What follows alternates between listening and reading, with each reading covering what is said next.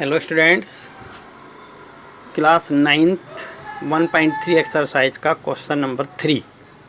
Question number 3 है express flowing in the form P upon Q where P and Q are integers and Q not equal zero, मतलब Q जो है वो zero के बराबर नहीं होना चाहिए।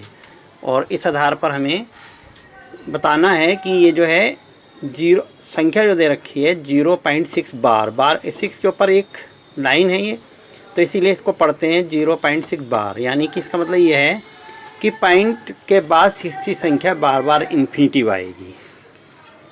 तो सोल्यूशन करते हैं। इस काम सोल्यूशन में क्या है, सबसे पहले मान लेते हैं कि जो संख्या ये है वो x के इक्वल है, x equal to 0.6 bar, x equal to 0.6 bar.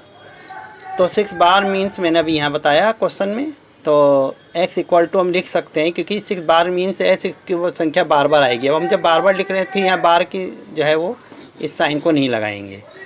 तो ये हमने 6 टाइम ले लिए, जितने हमें मतलब सुटेबल है, जो हमारे को ज़रूरत है हम उतने 6 ले सकते हैं क्योंकि इन्फिनिटी में अनंत हैं। तो ये जो पॉइंट यहाँ इसके आगे मैंने लगाए हैं, इस पॉइंट का मतलब ये है कि ये भी 6 हो सकते हैं, बहुत सारे हम लिख सकते हैं।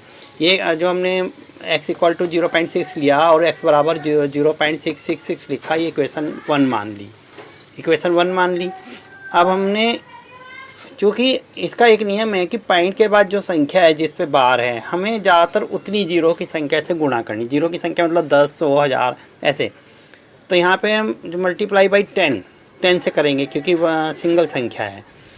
तो मल्टीप्लाई बाई 10 बोथ साइड, दोनों तरफ हमने 10 से गुणा करी। तो 10 से गुणा करी, इधर 10x हो गया, इधर 10 की गुणा इससे करेंगे तो एक 6 इधर आ जाएगा। 6 फिर हमने, क्योंकि 6 बहुत सारे हैं तो पॉइंट के बाद हमने 3 ले लिए क्योंकि यहाँ 3 ले रखे हैं। तो सेकंड इक्वेशन में से हम फर्स्ट इक्वेशन को माइनस कर देंगे।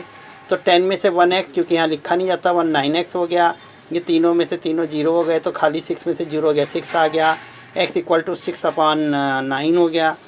3 से दोनों कट जाएंगे, 3 2 जा 6, 3 3 जा 9, तो x इक्वल टू 2/3 आंसर आ गया। इसे दूसरे तरीके से भी कर सकते हैं, बुक में एक और सॉल्यूशन दे रखा है, लेकिन ये इजी तरीका है, इजी मेथड है, इसलिए इसी तरीके से करना चाहिए। इसे इसी तरीके से करेंगे।